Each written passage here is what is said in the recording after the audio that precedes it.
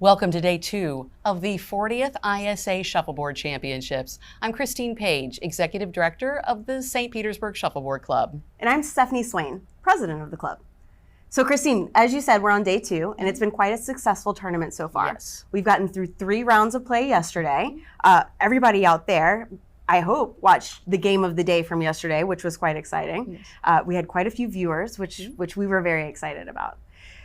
But one of the things, we've been getting some questions in, and I wanted to ask you specifically, how does a club get to host a tournament like this? Okay. So any member nation of the ISA can have a world championship. Back in 2019, we were in Vienna, and we were thinking that it would be great to host one of these for our centennial. So we approached the National Association, the U.S. National Association, and let them know that we intended to bid. And then sometime in 2020, 2021, we submitted a bid to the ISA.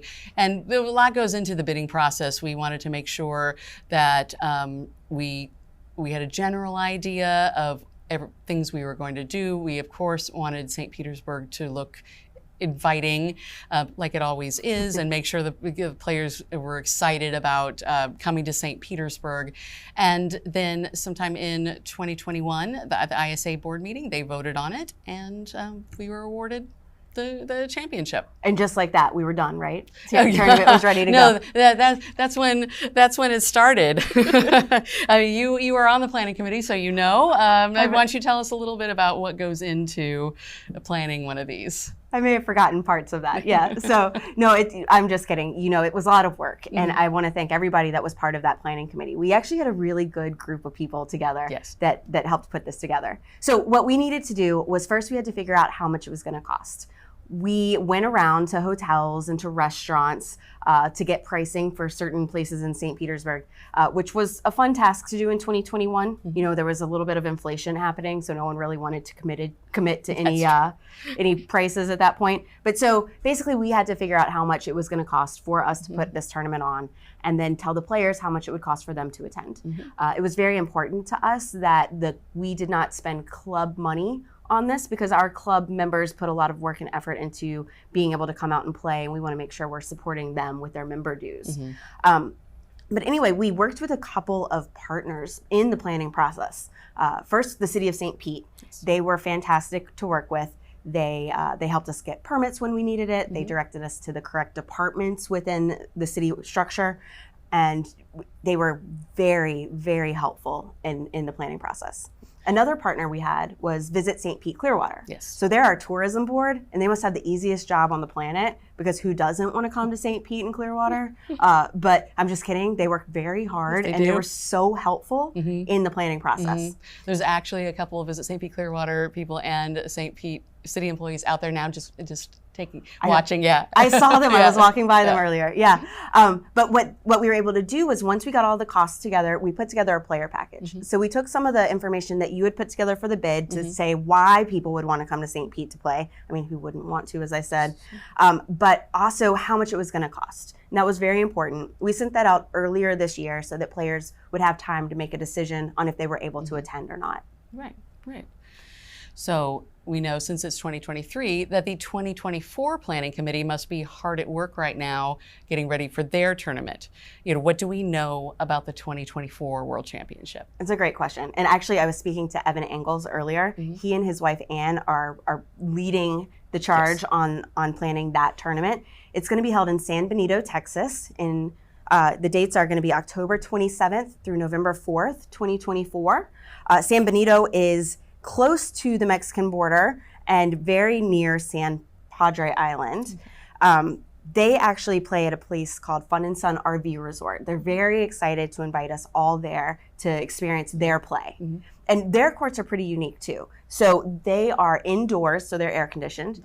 And I'm gonna give you just a little bit of a shuffleboard lesson here. I hope that's okay. But there's really a few different styles of courts that we play on. 2 of those are the Western and the Eastern style courts, and those are very specific to the United States and Canada. So the West Coast style court is very fast. And what does that mean? What that means is that it's a lot easier to get the disc down the court, but the disc itself actually goes a lot slower. So it can take upwards of 30 seconds for a disc to get all the way down the court for that style of court. Because if you would push it the way we push our discs on the Eastern style, it would just, fly right off. And they do that by diamond grinding their courts. So they pour concrete and then they grind it very smooth. And that's how they get those courts to go so fast. I actually did not know that. Okay. Oh, all right, learn something new every day.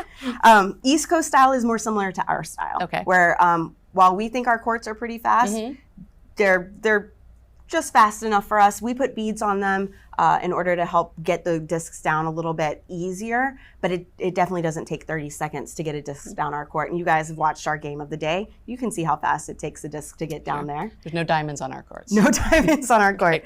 But so in San Benito at Fun and Sun RV Park, they have Eastern style courts. So very similar to our courts. Okay. Yeah, and then I was talking, as I mentioned, I was talking to Evan earlier and said, what else do you want me to make sure that people know about next year's tournament? And he said that where they live, they have great food. So great Mexican food, great seafood. Of course, it's in Texas, so you've got barbecue. And then he specifically called out, he looked at me and he said, and I really love the margaritas there. I am loving all of that. Okay. Right, as a fan of margs, I'm excited for that as well. So, Christine, I think we have breaking news. Oh my goodness. Okay, let's see what this is today. This is actually big news. This is big news. Okay. All right. Last night at the ISA board meeting, they voted on the 2025 World Champion location, and it is in Germany, specifically Hohenrode.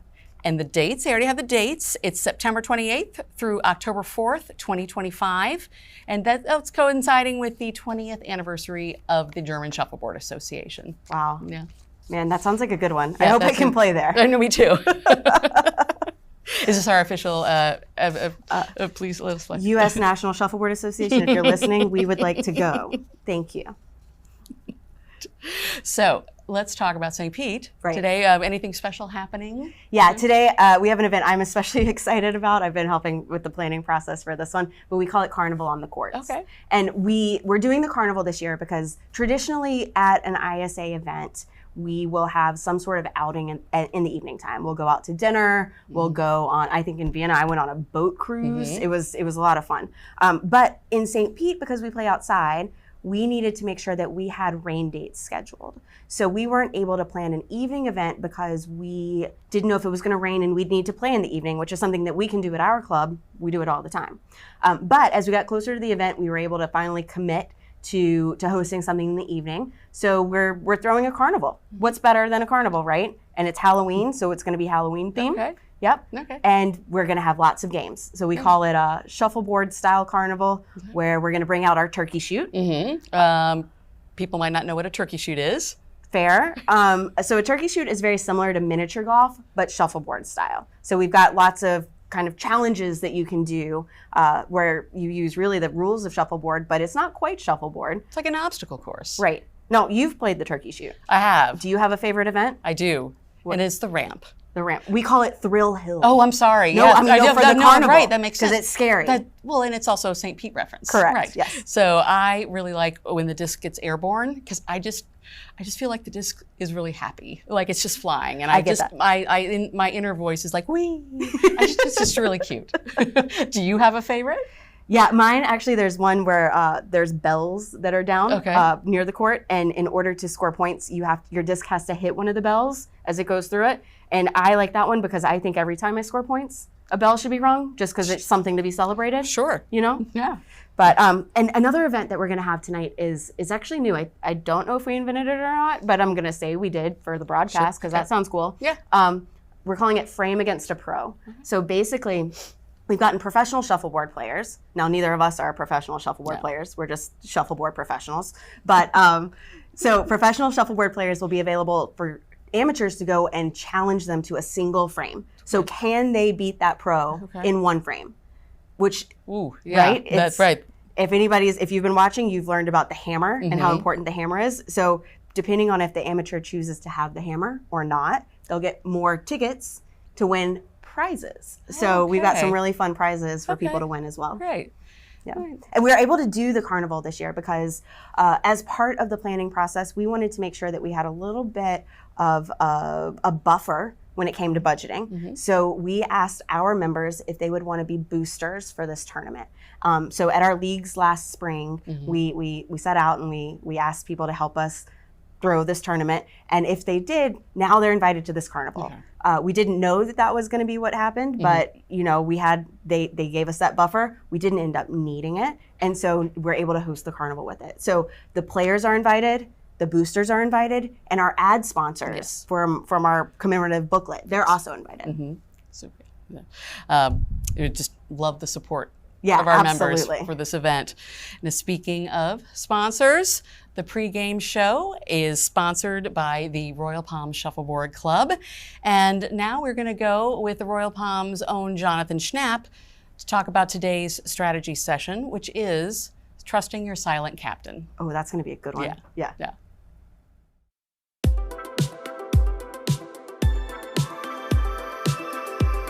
If you remember one thing about shuffleboard strategy, this is it, and it's written up on the wall right there. It's the truest shuffleboard advice ever given. It's called trust your silent captain. The silent captain is the scoreboard, all right? So a good player plays very differently if they're ahead, if they're behind, if it's early in the match, if it's late in the match. If you're playing a frame-based match and you're winning, you don't even need to score. You just stop the other guy from scoring. All right, so always being aware of the score is going to inform your decision of what's the right shot to go for at any point in time. You know, a good player, like the reason why they came up with a silent captain is because they would line up for their shot and they'd look back at the scoreboard and then they would take their shot. All right, so that's how like the term silent captain came about. Some people even say that if you don't know the score, you're not playing shuffleboard.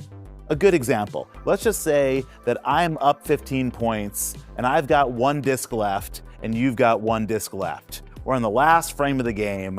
I'm up 15 points on you somehow, all right? The last thing that I would want to ever do is toss up a 7, right? Because you could come along, knock me into the kitchen, 17-point swing, I just lost the game. If I would have just pushed my yellow disc off the court, there's no 15 points on the board, all right? Trust your silent captain, always know the score, play towards the scoreboard. That's shuffleboard strategy advice number 1. Good luck to everybody playing this week. Always trust your silent captain, and we'll see you on the courts.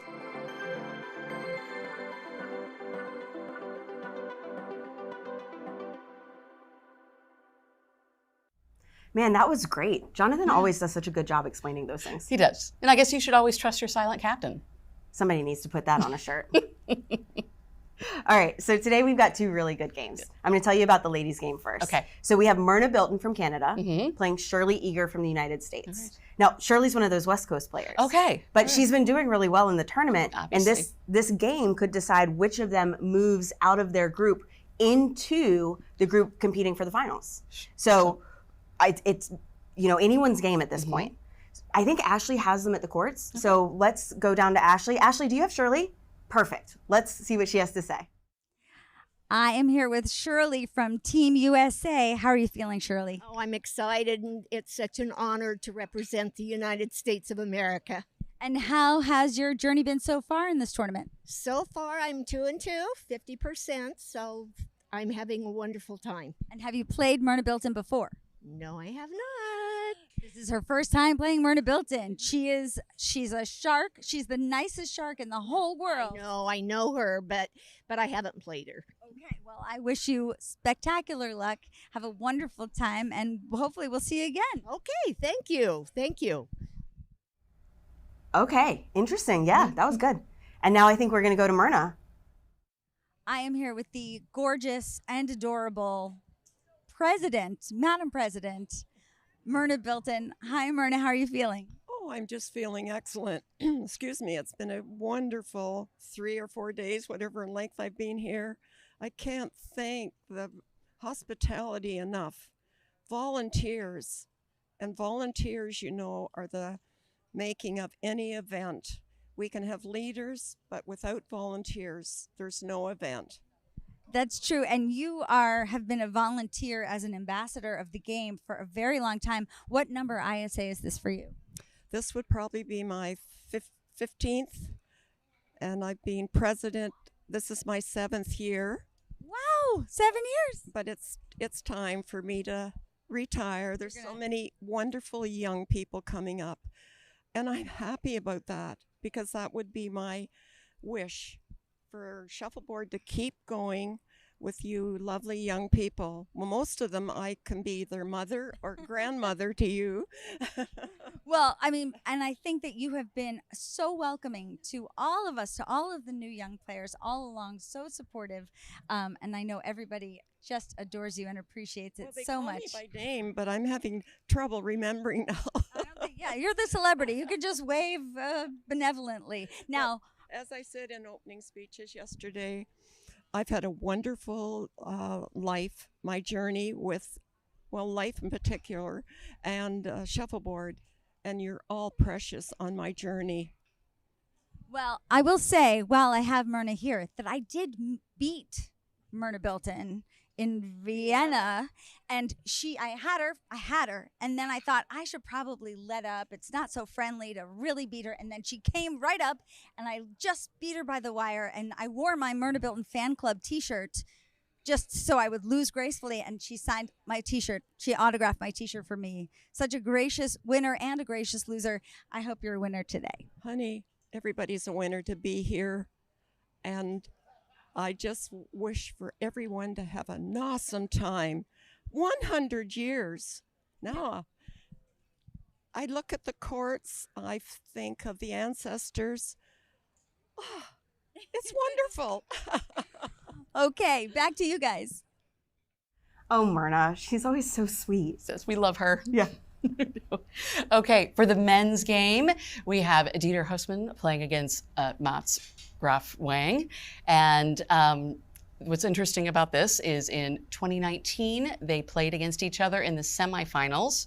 And then Mats went on to win the finals in Vienna in 2019. So this should be very, very interesting. They're both very, very good players. Very good. Ashley, do you have Dieter? All right, thanks. Hi, Dieter. How you feeling today? Well, how would you feel if you have to face the world champion, the reigning world champion, in his shining Norwegian armor? And I'm feeling like the Black Knight of these old movies, you know. And you know what happens in the end? He gets kicked off the horse and dies. So that's how I feel. Well, Mats told us that he beat you on the hammer, so just by a hair in Vienna. So it seems like it's going to be an even match. Yeah, that's his style. He always wins with the last disc. So you've got to take an early lead. Is that going to be your plan? yeah, playing slow, win fast. But yeah, who knows? I'll try my very best. Well, we are looking, I mean, obviously you are one of the top players in the world and have been for a very long time. So we're looking to see you show off today with some hot shots. Thank you very much. Great luck. All right, thank you, Ashley. Okay, let's hear from Mats. I am here with the heartthrob, I think, of the shuffleboard community. Everyone would agree. And the current reigning singles champ, Mats Graf from Norway. How are you feeling, Mats? I'm feeling good. Yeah. Yeah. 1-4 so far. So perfect start. Okay, and you're playing Dieter next, who is also 4-0. Yes, that's true. So this is a do or die match for you. I think so. Yeah. Whoever wins this one is probably going to win the group, I think. Got it. And you just have to come in second. You just need to be the top two, right? Yeah. But everyone wants to win the group, you know. Oh, sure. I mean, just for good luck. Yeah, exactly. And now, do you have a strategy? Have you played Dieter before? I played him a couple of times. Last time was in Vienna, semifinals. I won on the hammer. So my strategy with him is just to be consistent, you know, because he's good. I just watched him play. He played on the other side of us, and he played a really good game. So it's never easy with him. I just have to do my best, and that's all. Okay, well, I would love to see you win a second time, a two-peat. So get out there and make it happen. Thank you so much. Great luck. I'll try my best. Thank you. All right, thank you. All right. Well, I mean, I guess we should go down to the games now. I guess so. We'll see you afterwards for the post-game show. Hi, Shuffle fans. Welcome to the 40th annual ISA Shuffleboard Championships. I'm Ashley Albert from the Royal Palms, here with Jim Allen, hometown hero. Where are we, Jim? We're at the St. Pete Shuffleboard Club, where they are starting their celebration of their 100th year in existence. Amazing. The world's largest shuffleboard club, the inspiration for the Royal Palms, in fact. We have quite a game today, 2 matches that are high stakes, both of them. We have Myrna Bilton, who is the ISA president. And everybody oh loves my gosh. Myrna Bilton. She is the sweetheart of shuffleboard, just truly a delight. Was she a kindergarten teacher? I don't know She her. was a teacher. I know that information I don't know, but I know that she has been such a valuable asset to the ISA and to shuffleboard as a whole. And just all pure love. Just love. Always. Such a pleasure. And she's playing Shirley Eager. Shirley Eager is a West Coast player, plays on very different courts than the courts we have here in Florida. West Coast courts, are they the ones that are smooth diamond finish? Is that right? They were very smooth. Diamond finish, you have another factor there is a very low humidity. And disc will always go faster in low humidity. We have a high humidity here. So it's stickier. This is a wonderful court for us to watch. We have a USA player. Mm-hmm. We have a Canadian player. Mm-hmm. We have a Norwegian player and a German player. That's right. So on the foot of the court, we have Mats Graf and Dieter Hussmann. They are both 4-0, so this is a do or die game for them. The girls have been playing the clear for the first couple of discs. And now Myrna is setting up for her hammer shot. Hammer being the last disc that's played of the frame. And she comes up a little short, looks like. Okay. So Shirley likes that result because anytime the opponent has the hammer and you can tie that frame, that's a win to you. Right. That's a win. Yeah. We talked about it a little earlier. You know, it's sort of like playing basketball. Like, you've got to keep up. You got to get basket for basket. Right. And so when you lose your hammer, that your opponent has a chance to go up, and if they continue to score, they're going to win. And many players refer to tennis where they try to break serve. Right. If you have the hammer, I'm trying to break your serve. Mats is going for a block there. Now, Dieter is just going to clear it. High block. He clears it. His disc goes in the alleyway, which is exactly what he wants. He doesn't want to leave a disc there for Mats. Mats puts his block out a little deeper this time. Mm-hmm. But let's see. We should mention that Mats is the current reigning champ. He won the singles tournament in Vienna 2 years ago. And 4 years ago. 4 years. Wow. 4 years ago. Yeah, we lost 2 years to that. To the break. The break, the big break. The big break. The big break. Wow. So, okay, that's good to know. He's been holding the title maybe longer than anybody else, just technically. And in this tournament, he's still undefeated. So there's no reason that he couldn't go on to become a back-to-back champion. Well, he told me that in the tournament that he won, he beat Dieter on the very last frame with his hammer. So it was a tight game then, and I expect a tight game today. Dieter was a little, afraid. I'll be honest.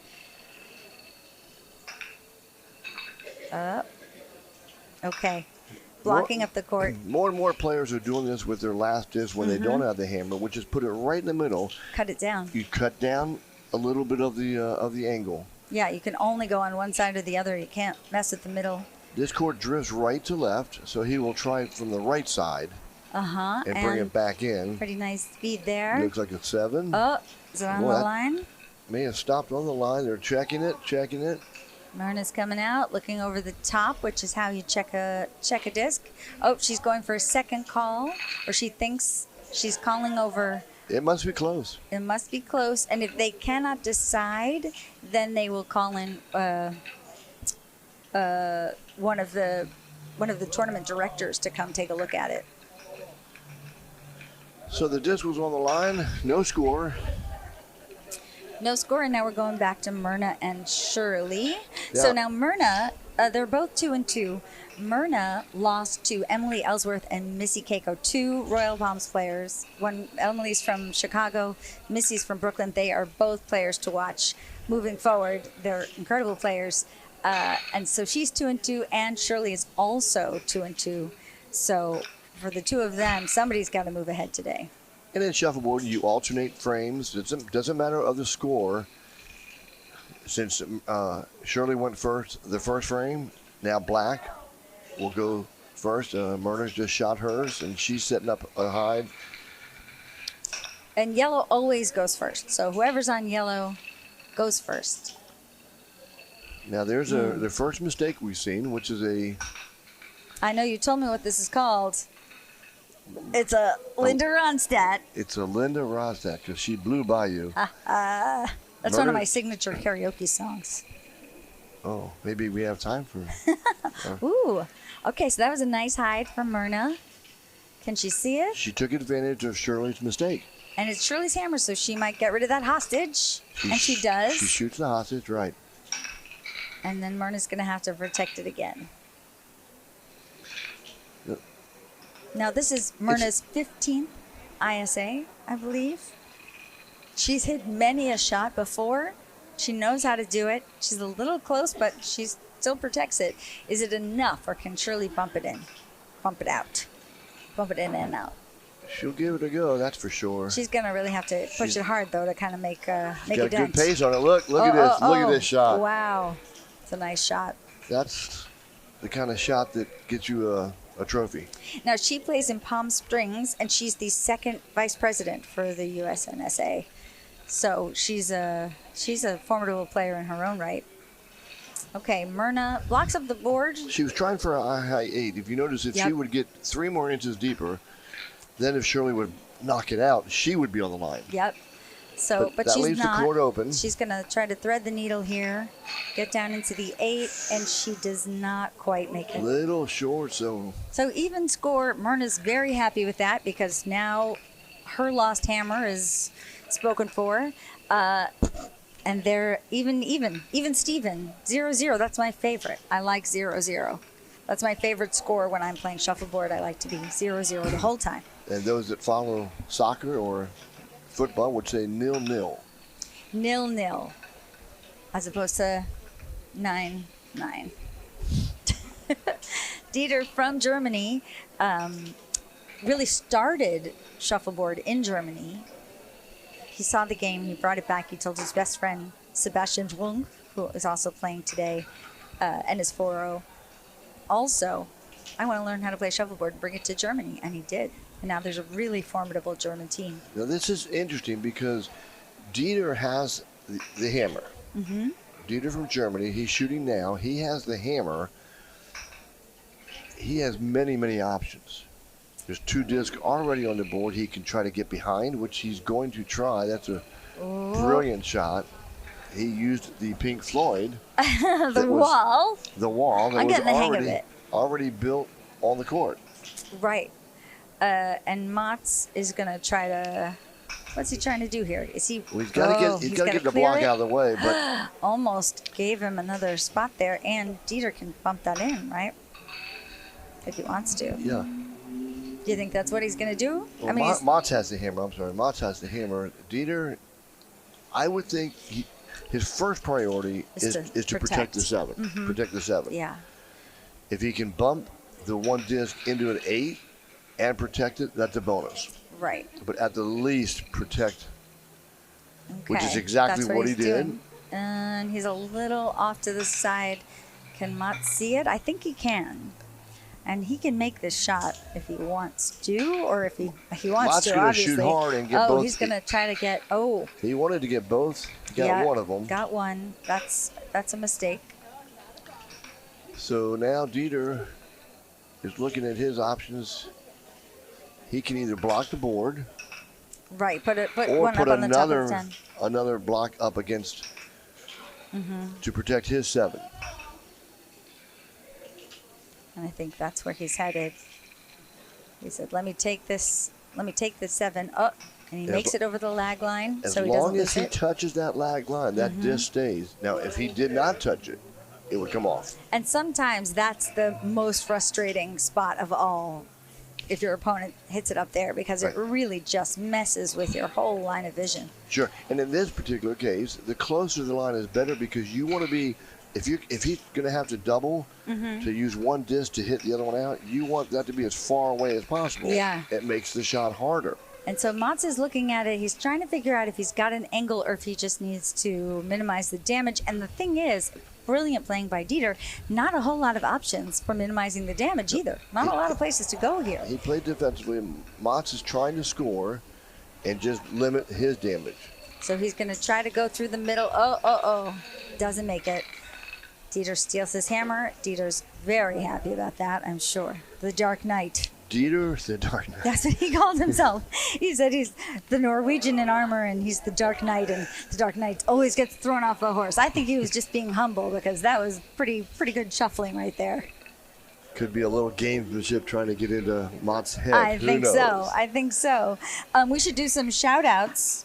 The shout outs are from people who get paid $100 to give a shout out and help make this production happen. I'm going to go with Cameron Ridgway first, who is Stephanie, our producer's brother.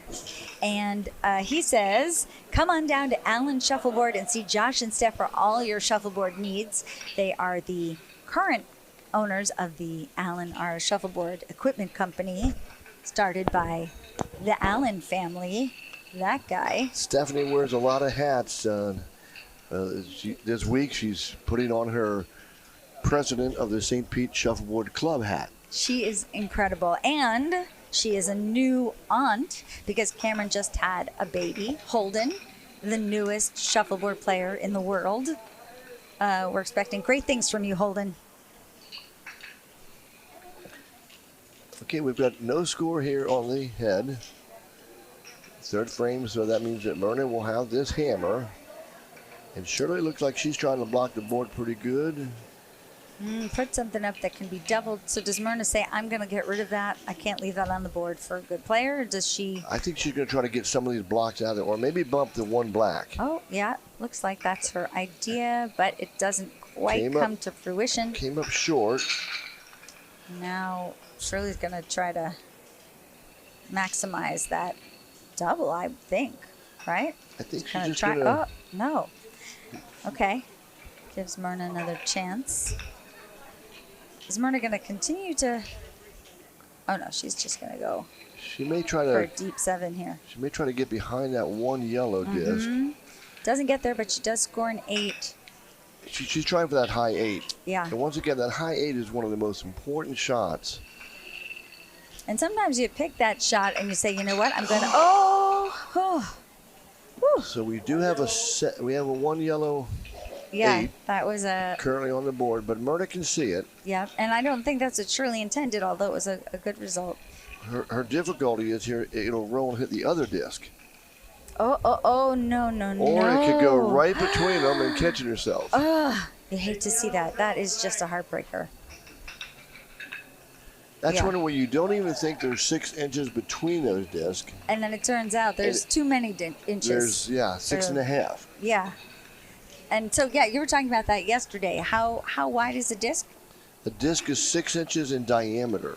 Okay. 3/4 inches high, and it can't be over 15 ounces.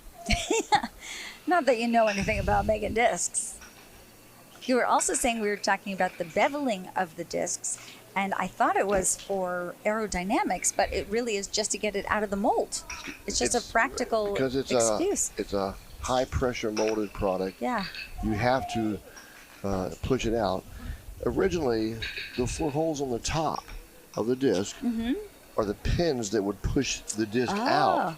Over time, they use pneumatic, so you don't require. The last time I'm going back 20 years, but the last time I designed a disc, the company said, well, we don't need those 4 holes. I said, I need them because people use them they now. They use them for the disc number 1, 2, 3, and 4. Yeah. So that became part of the mold. Even though it was no longer necessary. Needed. Well, that's funny. You know, at the Royal Palms, in our first club in Brooklyn, our fans are too low. And so when you celebrate, when you make a good shot, you raise your tang in the air, you always hit the fans. And my business partner, Jonathan, and I didn't want to mess with success, so we made the fans too low at our second club in Chicago, too. So we were like, you know what, it works. So 2 wrongs can make a right. I guess so. Yeah. But yeah, back to those 4 dots. Most clubs put a little nail polish or some sort of paint on each one to count them out. And you keep track of those to see how fast or slow, which ones are fast, which ones are slow. You may find one disc is faster than the other, and you maybe want to use it for your clearing disc or for your finesse disc. And you and I have different approaches. I'm sure yours is the correct approach. I don't think one is correct or wrong. It's what works for that individual person. Yeah, because I use my fast discs to clear because I know I don't have as much control over them. And I use my slow discs to score my hammer. Mm-hmm. And you do it the other way around. I do the other way around. Okay. But that's also why I'm in this booth watching these players. Yep. Okay, now, Dieter's got the hammer. Pretty wide open board. Does not want to put himself in the kitchen, but would be happy to get 2 scores out of it if he can. The safe play is Other attack side. the left side. Mm-hmm, which is what he's going to do. And is on the line. Mm. Okay, that's a lucky break for Mats Graf Wang, who I went to go visit with his darling wife, Sigel, and his 2 daughters in Norway. I stayed with them. Cool. We had an amazing time. The entire Norwegian team is they're lovely people, and they're so attractive. The whole bunch of them. And you'll notice Mats has a complete Helly Hansen outfit on. The Norwegian team always wins best dressed. And we had the opportunity to put on what they call an inaugural.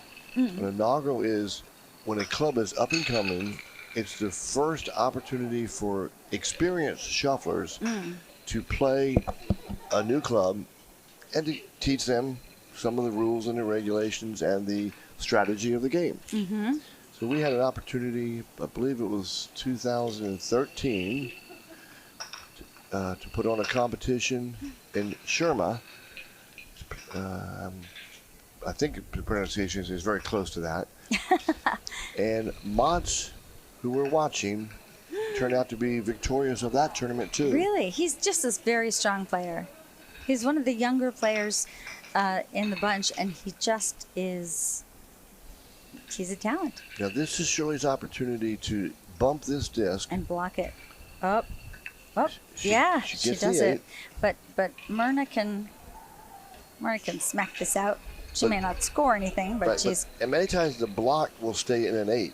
Right. Oh, wow. And that's a good 10. It's a good 10, but that's not what Myrna wanted. No, because she can stick that 10. There's a lot of room there for Shirley to not only knock this out, but to stick her own 10. Yeah, she's looking up, and she doesn't do it. Just did not get the roll. Yeah, and okay, we can't really see. Can we see the scores? We're looking. It's a very high-tech system over here. But it's 8 to 10 off. We always, in Shuffleboard, we always announce the yellow score first.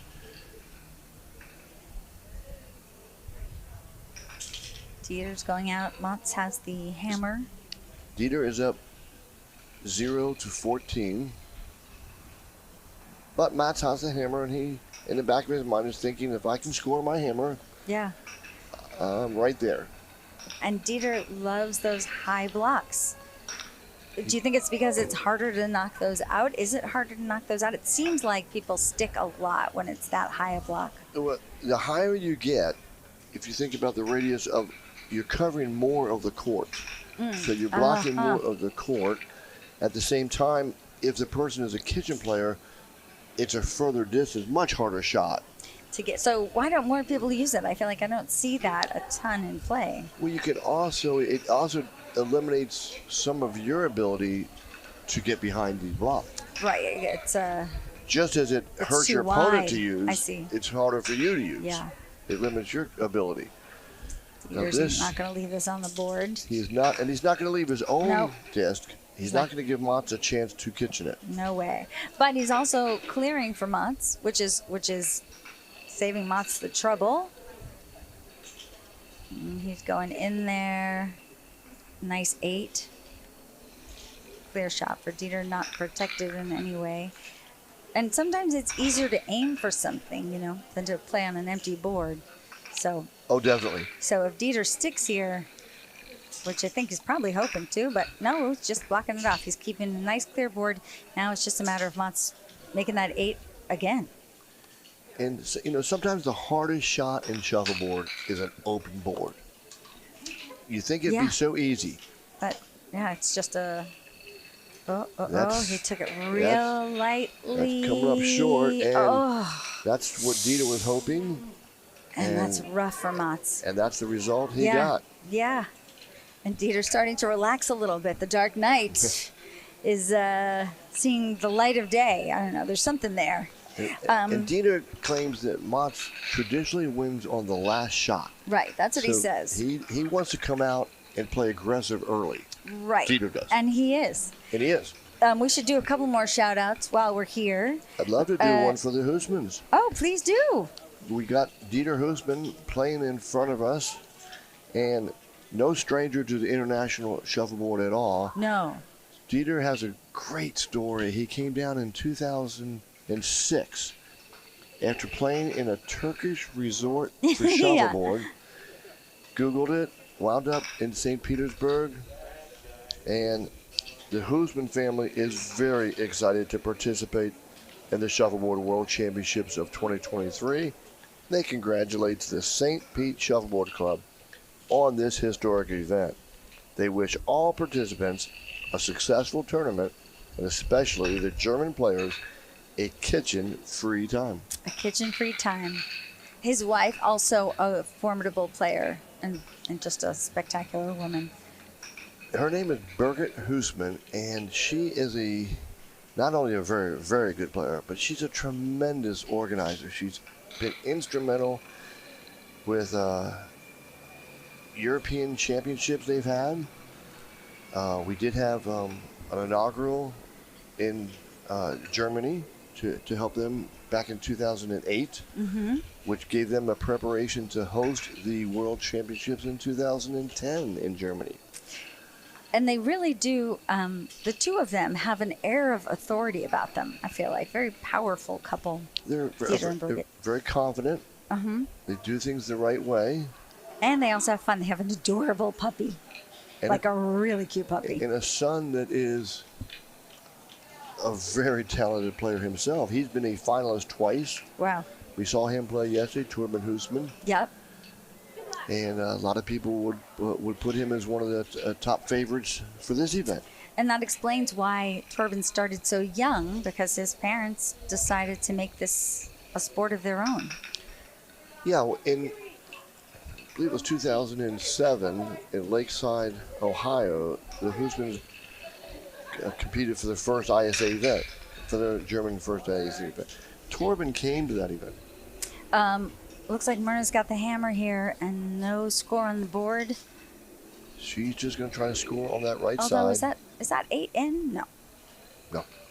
She successfully and she gets there. That's important. Torben was 12 years old at the time, and John Brown took him under the wing and just really taught him how to play the sport.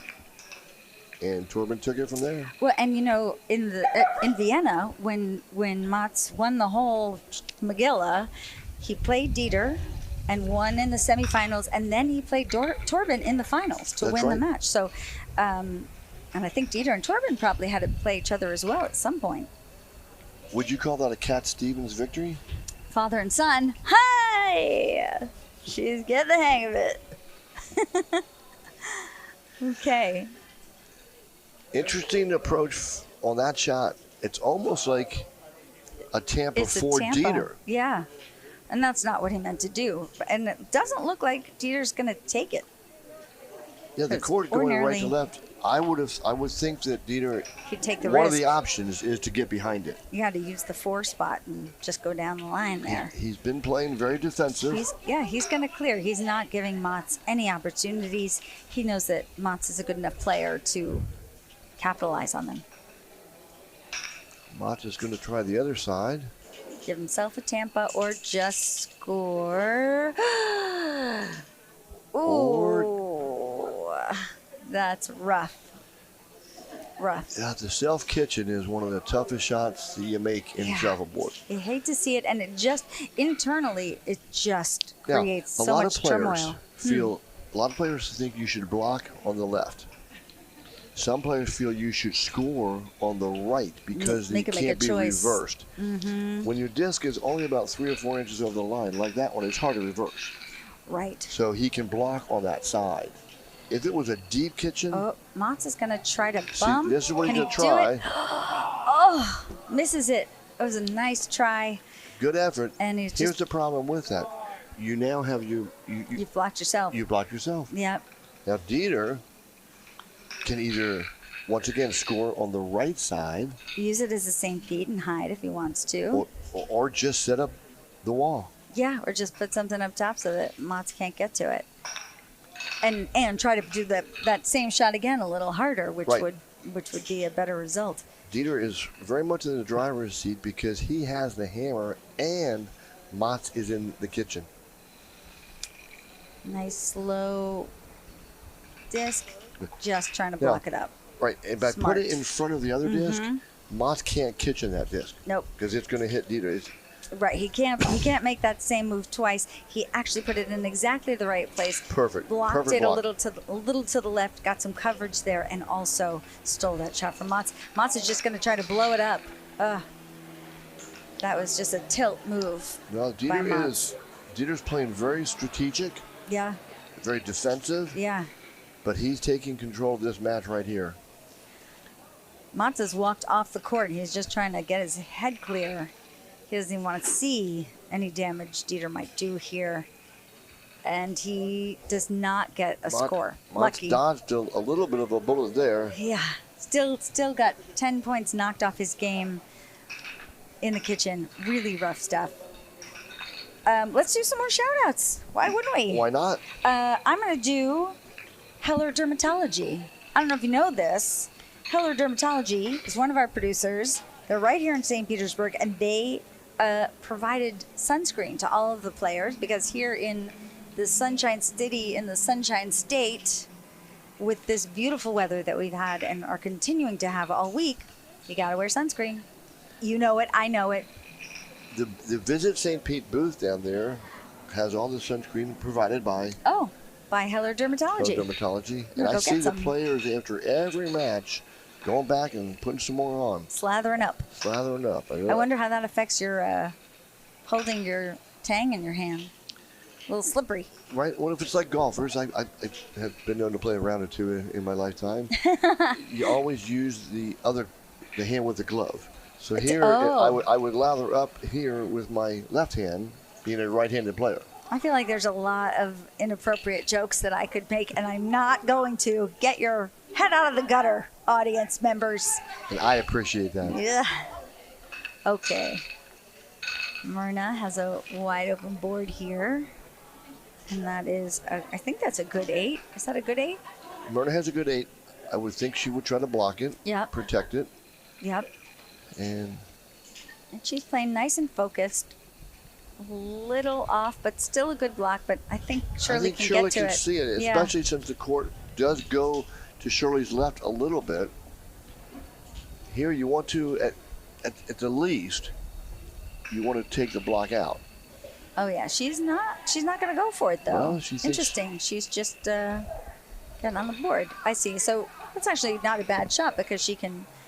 I mean, she's thinking about it, and she's thinking she's going to double and knock Myrna out. She's setting herself up, but Myrna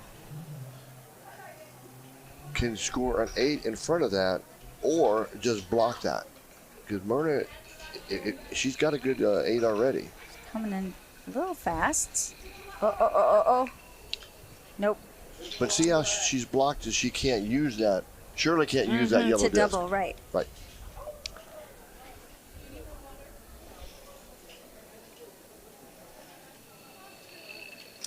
She's still going to try to do something here. Wow, she gets it. Great shot. Great by shot, Shirley. but Myrna's happy with that result. It's because she didn't move ahead. She just. The score will stay 8-6. And 8-6 is okay. 8-6 will do the trick. You know, you're right there. You're one disc away. They will play 8 frames on the color they are currently on. Then they will switch and play the other 8 frames on the opponent's color. And we've talked about this before. You know, you're really paying attention to both sides the whole time so that you can see how fast those other discs are going. So you know once you get there, you have a little more information about the drift and the speed. Look at Mats. He is looking at how that disc is moving because he knows for 8 frames that will be where he shoots from. Yeah. Mats is going right to the board. He's not clearing now. He has got to get out there and start making some risks. He's down 24 points at this point. Yep. A lot of shuffleboard to go. He's got 11 frames, so he's not thinking it's over by any stretch of the imagination. But you don't like to be behind in a place like this. Now Dieter's given him a little bit of an opportunity to cause some chaos. He can try to kitchen this. I mean, I don't know why he wouldn't at this point, right? Like, and if you aim on the left side of that disc, he might roll over, and which he's doing, and trying to roll a little too hard. Okay. But you can see he was trying to roll into that 7 behind the block that's already there. Right, which is that's a hot shot move right there. Feels good when you do that. I never do that on purpose, but if I accidentally do that, I'm feeling pretty good about myself. Well, you don't say it was accidental. No, I meant to do that. Yeah, Dieter was a brilliant 8. Yeah. So he's just putting the hammer down. Mats can get to it, but there's a lot of room for error. He's just going to get the. Oh, that was nice. Little really nice move. Delicate bump. He's got 1 disc. Mats still has the hammer. Yep. Now Dieter's going to try to make him work for it, get a high 8 or something. I would think if you bump the other disc, then your disc is a block. Right. But are you then risking just a little? I guess the touch has got to be there, which is what he's going for. He's going to trust his own ability, and it works and look gorgeously. How beautiful that play is. Wow. So now Mats is going to try to score an 8, you think? What do you think happens here? He can't get to that 7. Yeah, I think at this point of the match, still a lot of shuffleboard, a lot of frames to go. Just minimize the damage. You're right. I don't think you go for the home run yet. If this was the 15th frame, you have to try a home run shot. Right. But right now, just score. Score an 8 on the other side. And just take it. Take that 1 point. We've talked about it before. Sometimes that 1 point makes all the difference. Yeah, that'd be a 23-point. How many times have we seen already in this tournament 23 points in 1 frame? Yeah.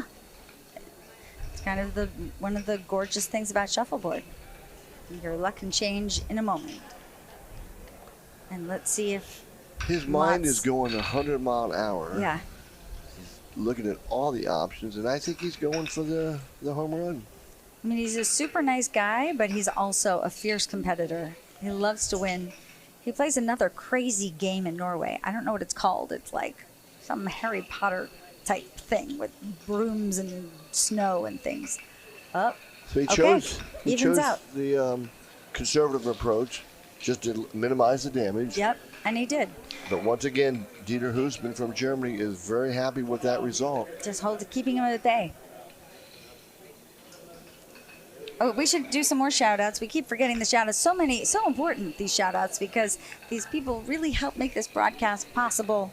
Let's do, you want to do that one? Let's do the U.S. National Shuffleboard Association. We just watched the match prior to this. Kathy Brennan, who is the president of the U.S. National Association. They host tournaments all around the country. It's true. And the next one is going to be in June in Brooklyn at the Royal Palms. So you can come watch that match. I think you could probably apply to play. Or do you have to be a member? How does it work? How can you play in these tournaments?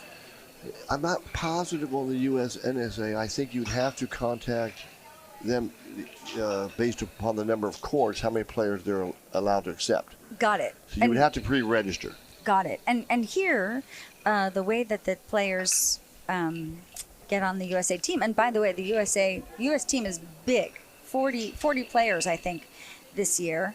And we've got, what do we have, 36 women? 36 total women and 64 total men competing at this event. Myrna is trying to get both of those discs off the court. She's successful on one, but she did leave a good 8 for Shirley. Now, we've got a shout out from Dan Noble, who says, "Go Marty." Marty is also on Team USA. She's the first vice president of the Florida Shuffleboard Association. Getting a shout out from her husband. Now, there's an interesting play by Shirley. A lot of people would block their good 8, but she chose to score on the other side.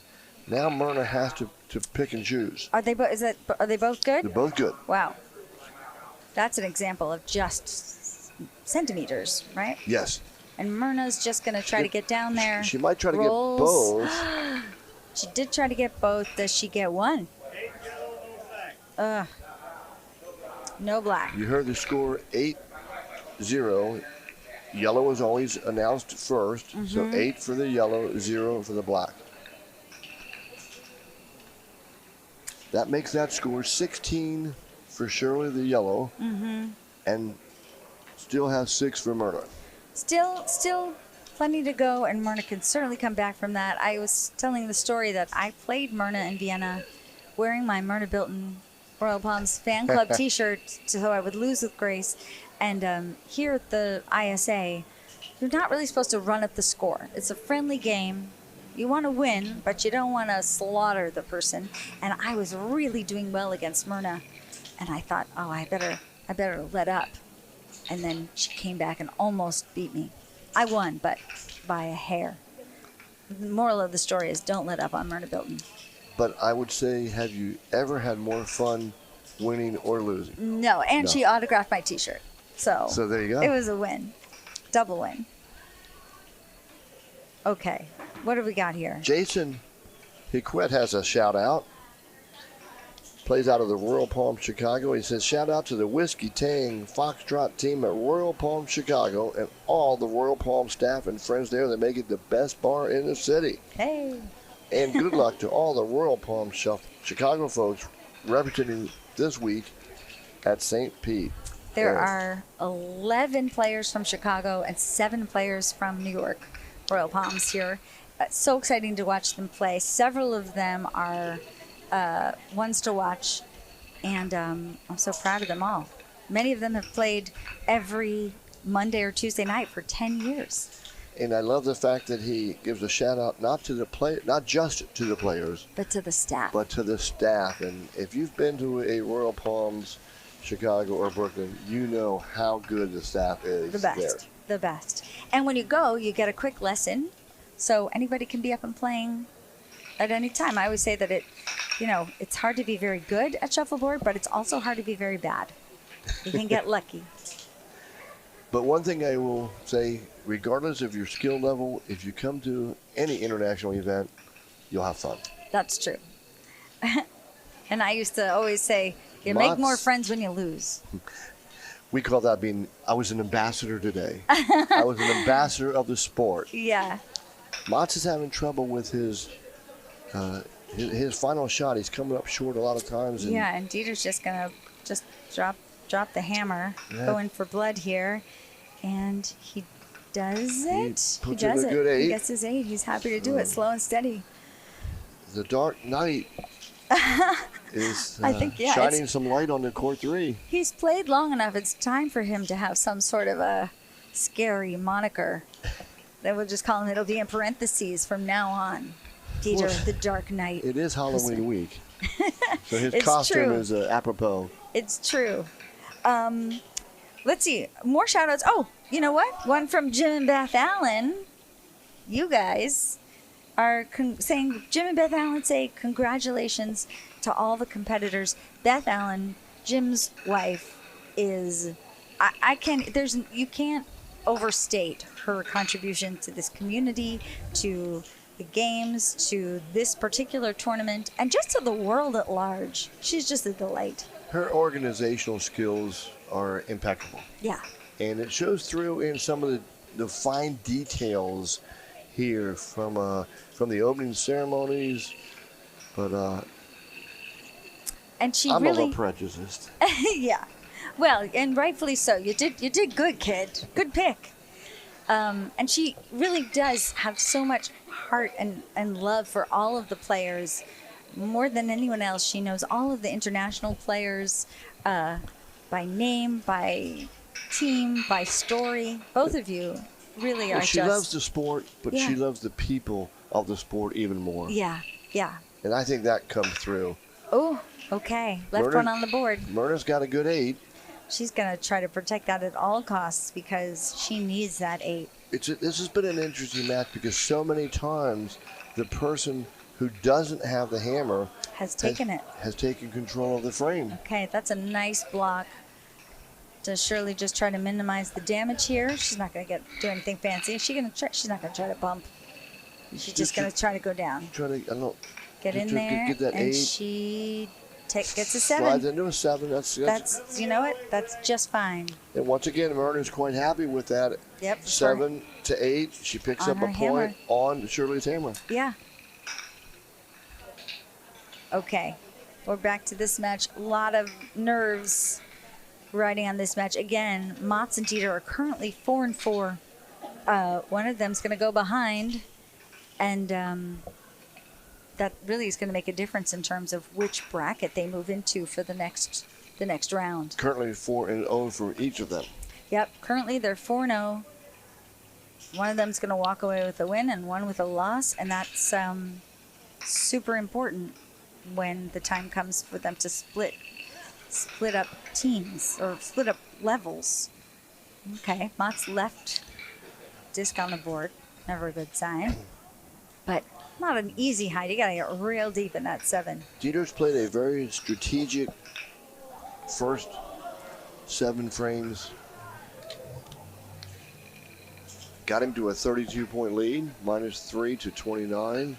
Wow. I don't see him changing tactics and being risky at this point. No, he's going to.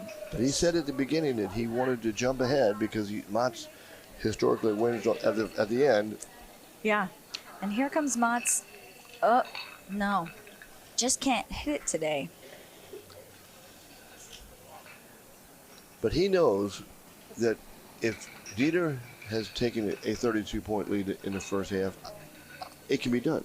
Right. So if he can do it, I can do it. He just wants to try to limit some of the damage here. What do you think? You think Dieter will try to bump that 10? I mean, it seems like the right idea. It's going to block it. It's going to get a He score could for him. double it. He could score his own 10. He's going to try to do something here. He's going to bump. No. Gets the 10. Now, this is a tough shot because there's a lot to mess up, a lot to go wrong for Mats. Oh, he did score the 10. He's got the 10, so he's got to get to it. And Mats wants to blast this because he wants to get as many off the court as he can. Now, Dieter has a chance to double here. He does, and he could once again steal Mats' hammer. He's going to try. They each have 1 disc left.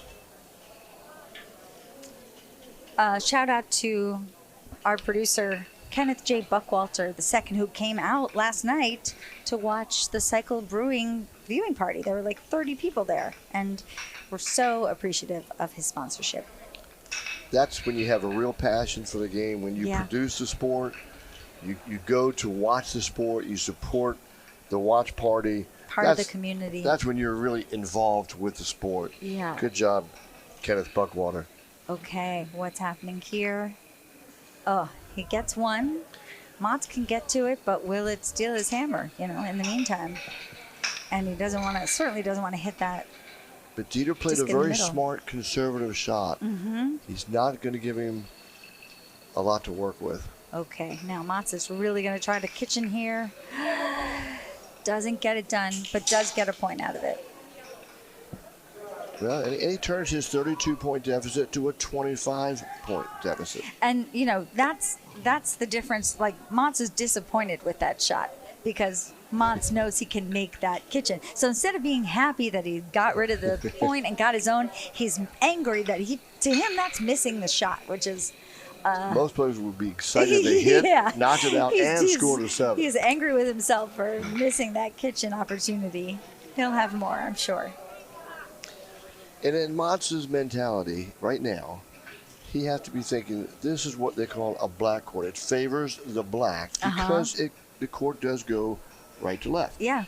So he has to be thinking, I have to just try to get as close as I can. And then when I play my 8 frames on black, I'm going to take advantage. And here he goes. They're switching colors now. And we are back with this tournament of tournaments here at the 40th Annual ISA Shuffleboard World Championships. Myrna Bilton, they've switched colors. They've warmed up. Myrna Bilton is up because she's yellow. Yellow always goes first. So we're starting the 9th frame out of 16. Yep. Still plenty of room, but both Shirley and Dieter are in the lead. 4 formidable players. And it's still anybody's game, but they've got to turn it on quick.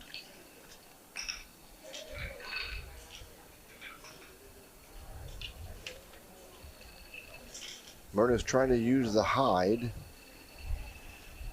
She has a successful 7. She gets in there, but I'm sure that Shirley can get that.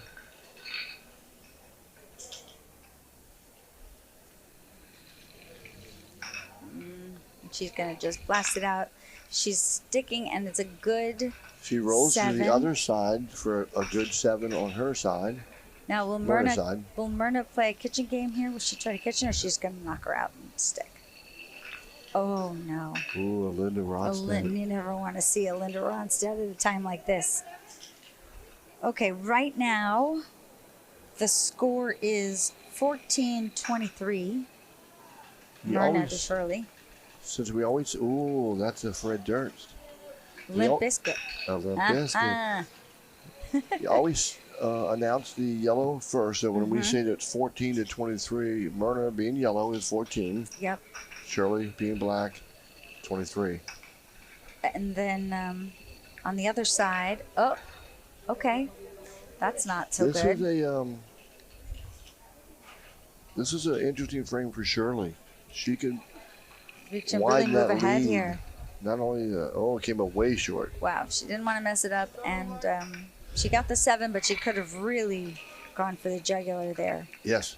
On this side, speaking of the jugular, Dieter, the Dark Knight Hussman, has 29 points to Mats Graf Wang's 4 points, which is just not what Mats is interested in, not the position that Mats is interested in being in right now. Not the segue I thought you were going for.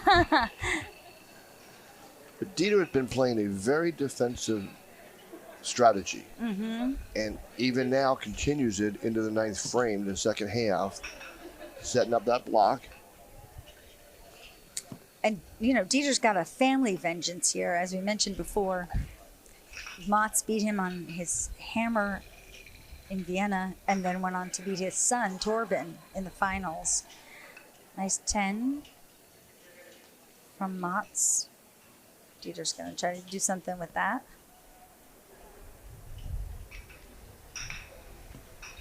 His primary responsibility is to get the 10 out. His secondary is to not leave his disc on the board. He was successful. Oh. Uncharacteristic of Linda Ronstadt by Mats Graf Wang out of Norway. It's just he's feeling it. He has the hammer this, so he's still in control of the frame. You got to gather his thoughts, but he's left a hide for Dieter that Dieter is not going to skip. He's gonna but he does him a favor. Gives him both a hide and opens the board up. That is not what Dieter wanted out of that position. And Mats is right back in this frame. Yeah, if Mons can pull it together here, this can change a lot for him. Brilliant And shot. Oh, and on the line. Hit the line. he's had a lot of those. It's still early, but it's hard. It's hard not to get in your head. It's this game is mental.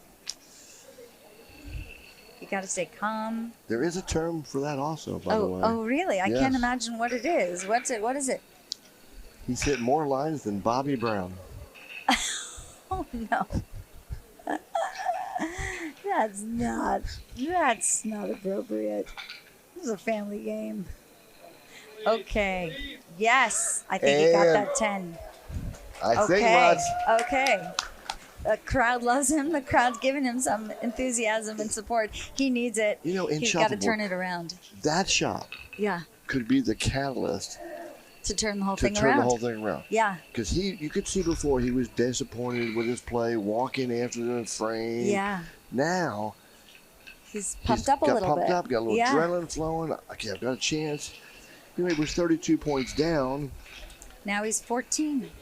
29 to 14 is the score. 15 points down, so he's right Two- there. two scores. Two scores. That's nothing. Okay.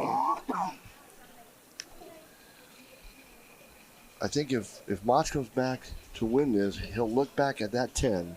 And say this is the turning point. That was it. And we know that black plays better on these courts. It's a better side to be on in general. So if he's going to turn it around, now's the time.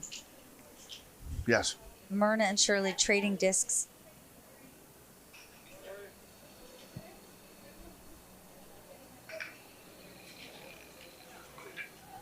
Shirley playing a nice, precise game, but again, some people think that shuffleboard is just that. Just you put a disc up, I put a disc up. So much of it, you really need those hides and those sort of slick Myrna Bilton moves to try to get something done. So many new players think you score and then protect it. Mm-hmm. And the reality is the opposite. Right, you protect it. You protect and then then you score behind it. Right. Right, which is why they're called pilots. You got to send them out first. Send them out first.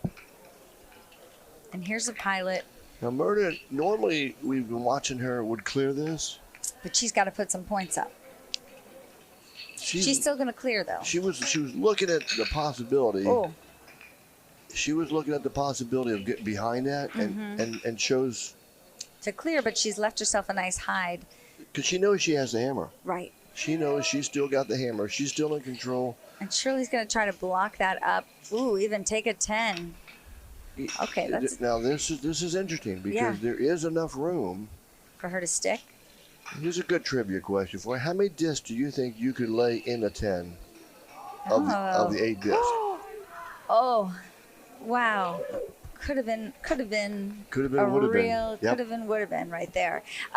3? 2? Most people will say 3. Some people even have said 4.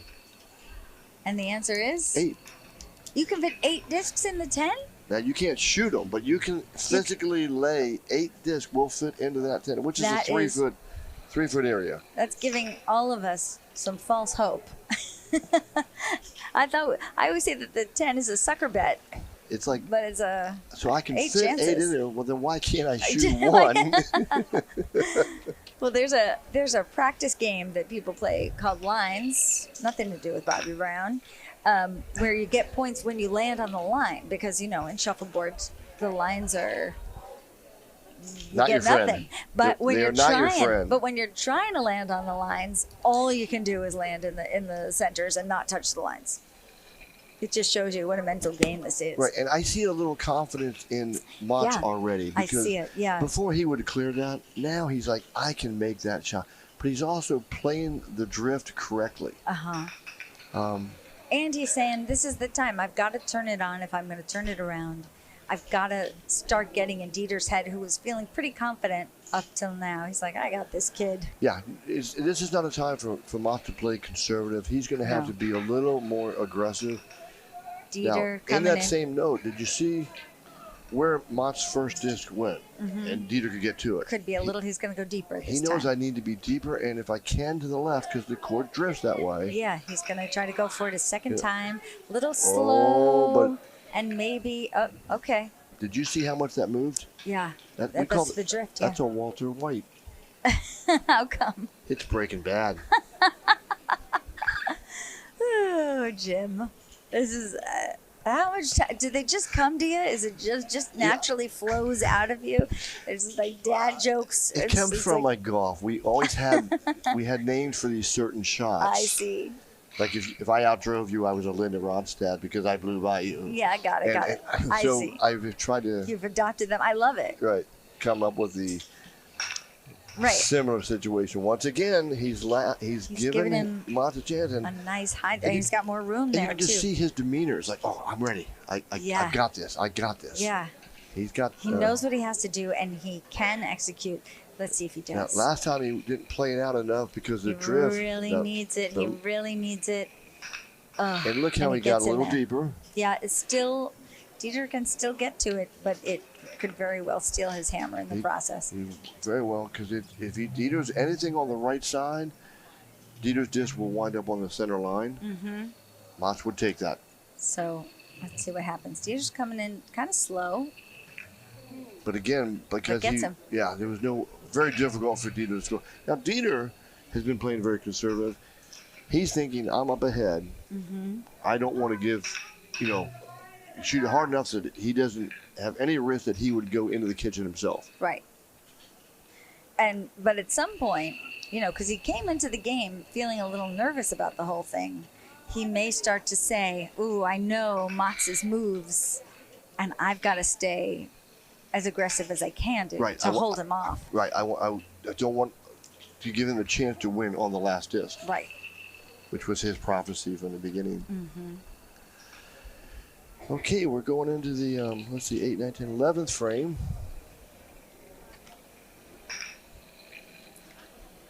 Each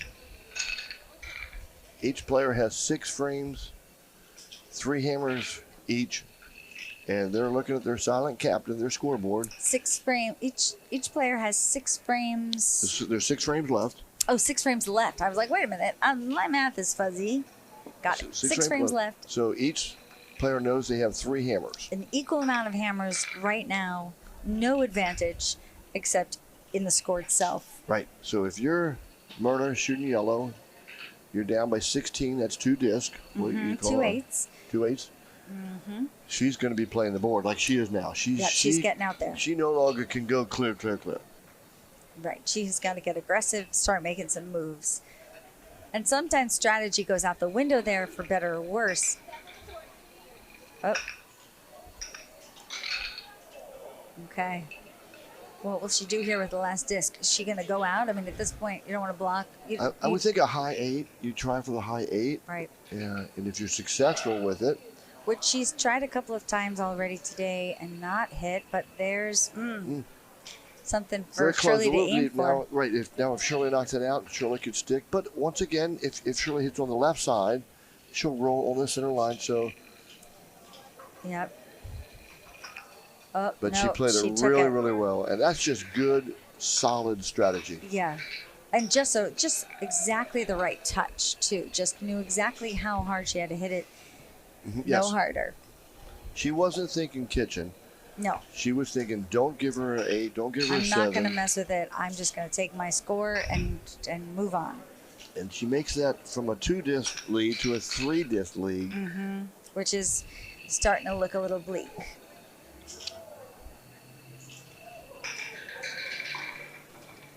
On the foot, we're still, where are we now? 29-14? 29 for the German Dieter Husmann in yellow. 14 for Mott. He's crawled back a little bit. Yeah, it's not out of his reach, but he cannot do something like that. That's not going to help him. The Linda Rostens are hurting him. Yeah.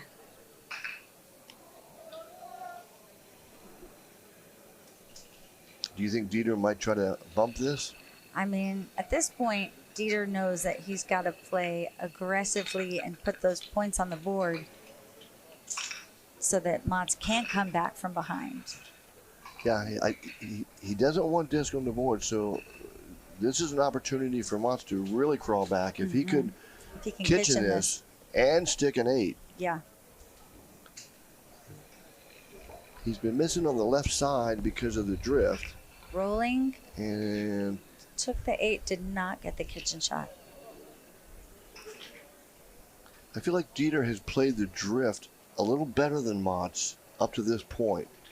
And I've heard it said that the person who figures out the drift first wins.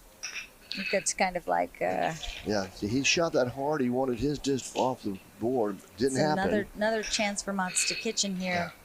And Mats is really, hopefully... He's such a good player. You know, if you give him this many... but once again, it's going left. He misses them all left.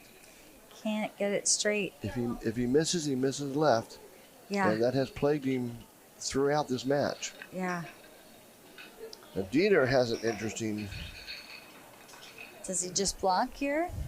Or score on the right.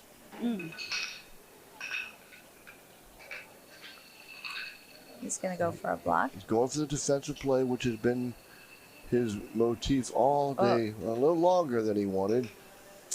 So what happens here? I mean, you risk giving him 2 points if you hit that wrong. He has you don't need to knock him off. He does have a potential for a double on that black. And he's going to try to go for it, but he might hit that yellow one in or out. Wow. Nice.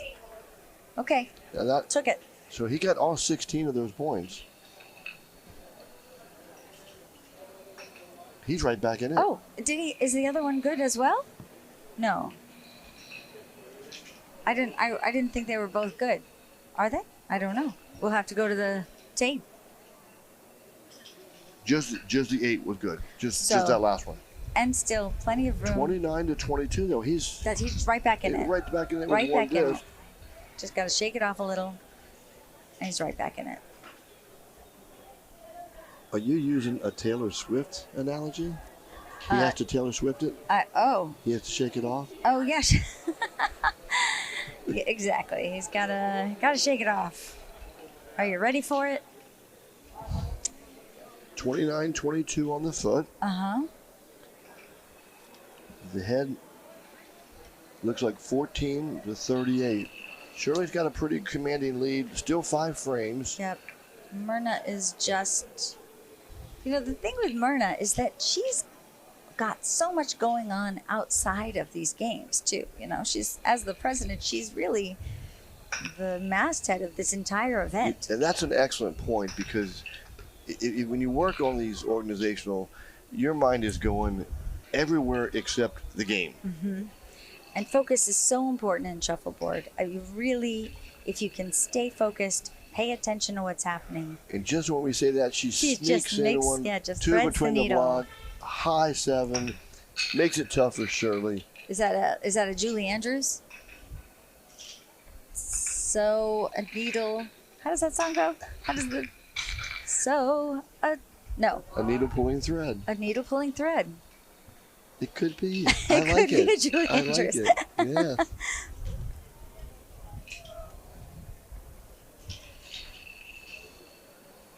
Myrna's got a good 7 on the board. And she's blocking it up. She's like, I'm just going to keep that 7. Don't blame her at all. See if Shirley tries to go for it or just even up. Myrna has the hammer, so if she can get 2 discs out of this, no, Shirley's going to try to knock it out. Shirley can see it. She's going to try to go for it. She'll probably put a little pace on it. Yeah, and I don't... Huh? See, now here... Opens it up for Myrna here. Just like that 10 that Mats had earlier that gave him the impetus to turn it around. Just gives her a little momentum. If she can make this happen... This is Myrna's opportunity. This will put some wind in her sails, to be sure. Can she do it? 2. Okay. 14 on the board for Myrna. This makes it more fun. It sure does. I mean, it's fun always, but it's nice to... 28 for Myrna, 38 for Shirley. One disc. One disc. A 10 and you're there. And over here, and foot. We've got 29 for 22. Dieter, 22 for Mats. And Mats is out. Dieter has the hammer. So this is a really strategic frame for Mats. What's he going to do here in order to hold Dieter and put something on the board? Well, there's 5 frames to go. Dieter knows he has 3 of the hammers. Okay. Mats has 2 of them. Mm-hmm. So Dieter, I don't look for him to get aggressive. Oh, he runs that right out of the park. It, and Mats is going to be aggressive. This is a tough hide. I mean, it's a really deep 7 you got to get to take advantage of that hide. He's going to go for it. Is he going to adjust his... Oh. All right. Well, he's in there. Just clipped it and still scored it, but by clipping it, it opened it up a little bit. Yep. But he's got Dieter on the run. Dieter has got to attack that, and we've seen misses. And Dieter's got to be thinking, oh, this is how he gets me. This is how he does it, you know. And Dieter did not want to stay on the board. No, he really didn't want to stay there. I've seen people lose the whole thing just by sticking. And by the whole thing, I mean the entire World Championship. Oh, wow. And that's exactly what happened. No, not just one good one. And he's got that backstop there, which is kind of deadly. You don't remove that disc because it is touching the back line. And Dieter could use that disc. He might use that disc to just give a little kitchen nudge, gift, a little trip to the kitchen. Nudge the 8 into which he that would like nothing disc. more than to do that, and he doesn't do it. No, close. Thought he had Very both close. of them and wound up with none of them. Wow. And there's such a thing as a kitchen player. Jim, tell us what a kitchen player is. Kitchen player is, regardless of what you're doing, they're gonna try for the kitchen. They're always going to try for the kitchen. Always. Harold Thorne is here. He's known as a kitchen player. Oh, just missed that bump. Earl Ball once put me into the kitchen in every frame I played him. Jay up in Hendersonville, Jay Fitzpatrick, great player. Kitchen player. I don't care if you put a St. Pete. He's good at kitchen everything. He's just a chef. Dieter has an opportunity here. If he would double that, and he could use the backstop again if he wants to. Right, but I know Dieter is thinking, don't put myself in the kitchen, so don't hit it too hard. If anything, come up short. Right. Oh, but don't give him a point in the meantime. Oh. Wow, that is a big break for Mats. Changes things a lot. I think Mats just took the lead. Mats, I just rhymed Mats with a lots. I thought it was a very good rhyme. I didn't get credit for it. I just wanted to make sure you noticed. Wow, that puts Mats ahead. Is that true? Yeah. Mats now has a 3-point lead with 4 frames, which means each player has 2 hammers. Yeah. Yeah. This turnaround of the second half has been monumental. And Mats, again, you said it. He got some wind in his sails from that first shot that he made that actually worked the way he wanted it to, and now he's right back in it. Would you say that shot was his Bette Midler? Oh gosh, I'm trying to think of where that goes. I was like, beaches, wind beneath his wings. I think that shot was the wind beneath his wings. It lifted him this second half, don't you think? Yes. You watch his demeanor just sitting there. We have one more shout out, I think, which is to from Beachside Social, also a producer here, and a shuffleboard club in Virginia. I think they were Royal Palms League members, if I'm not mistaken. And they're giving a shout out to 9-time league champion at Beachside Social, Shuffle Butter. They are the current league champs. Congratulations to Shuffle Butter. 9-time champions? At some point you gotta say you guys have to retire or something, or play with one hand, or put some blindfold on or something. In St. Pete, we have the House Tangarian. They have the shuffle. They have the Shuffle Butter. I think you gotta give them a handicap at some point. Oh, it's a beautiful building at the Beachside Social in a beautiful city on Virginia Beach. Yeah, I only was there one time. There's like some kind of a, not a carnival, but like a boardwalk or something. Is that true? Okay, Myrna's trying to take this hide. Is she going to land on the line? Does she get it? Oh, beautiful high gets it. 7, because even if Shirley knocks this out, it's going to be very difficult. And she may try to roll into the other 7 if she hits it on the right side. Yep. Either way, she knows she's got to get rid of She's using it. pace. And she does not get it. Okay, keeps Myrna. No, it is good. They're calling that a good black. Oh, really? Wow. Oh, yeah. Good black. She rolled a little bit. Okay, good for Shirley. Keeping it up. That gives Shirley a 28-45 advantage. But Myrna still has 2 of the last 3 hammers. Yeah. So that's the all-important. Okay, now Mats is back in it. He's feeling good. And he has the hammer. And he can Dieter, add to this. Who was feeling super confident before and still should feel confident. He's an amazing player. But because he's lost in this fashion to Mats before, he's probably going to get a little bit more in his head than he would playing somebody else. Yes. That's not what Mats wanted to do. Now Dieter is going to try to use that and get behind it, I believe. Yeah, he's going to take that Tampa. Oh, he's looking around Earlier just to see what in he the can match, see. when he was ahead, he would clear that. Now that he's behind, he's feeling like he's got to get in there. He's thinking, maybe I need to score. Yeah. Maybe I need to. He can't afford it. Right, I need to take advantage of Mott's mistake. So, good angle. He did exactly what he had to do. Oh, but I think he's on the line. No, but it's set up. He can bump that. Uh-huh. So, now he's forcing Motts to use a disc. To clear the... Probably to clear the block. To clear the block. Or Motts could put one in front, just to the left of the black disc. Could play a very defensive game. Just to keep him from scoring at all. And that looks like maybe what he's going to try to do there. That's his strategy, but he's too far. It's a little wide. Yeah. Now, and he can really Julie Andrews that one. I'm just going to try to make it stick. He could thread the needle.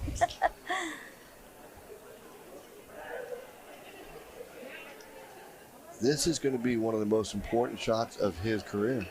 Yeah. Is he going to, I mean, he can double here. He can kitchen himself here. What does he do?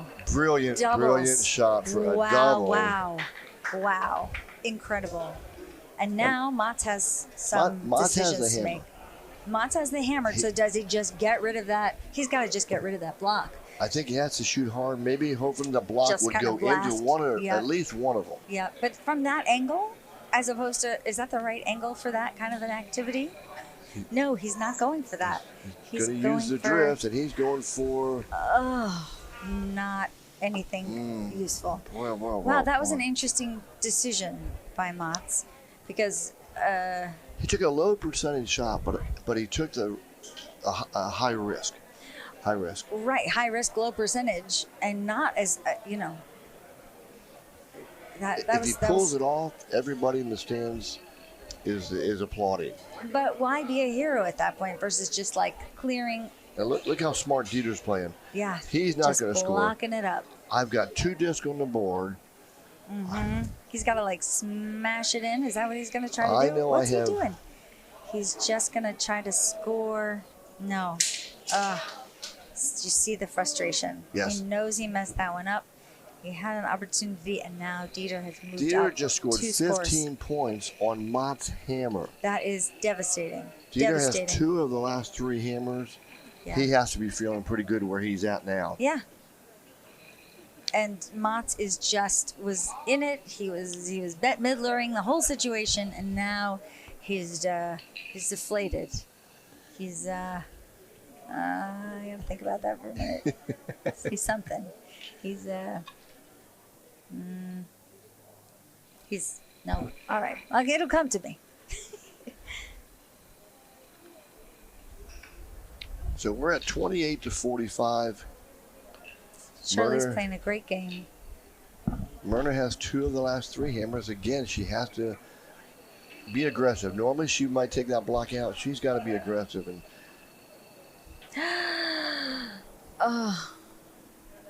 she was a little too aggressive. These last 2 frames are really putting the nail in the coffin here.